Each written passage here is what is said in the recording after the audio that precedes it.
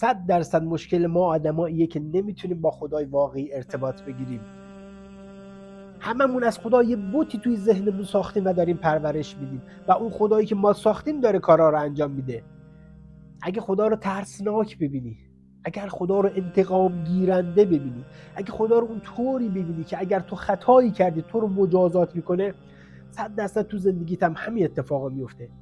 ولی اگه خدا رو بخشنده ببینی، اگه خدا رو مهربون ببینی، خدا رو اون طوری ببینی که اگر تو خطایی کردی به تو بگه من توابم، من تو بپذیرم، هر وقت که خواستی بیا سمت من که درهای آغوش الهی به سمت تو بازن.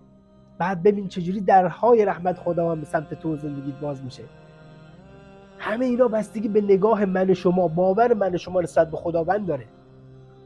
خدا رو رحمان ببینین، خدا رو وهاب ببینین، خدا رو اون خدایی ببینین که گفته اگر بدونی که من چقدر تو رو بیشتر از پدر و مادر دوست دارم، از خوشحالی در جا جان میدی. خدا رو اینطوری ببینین.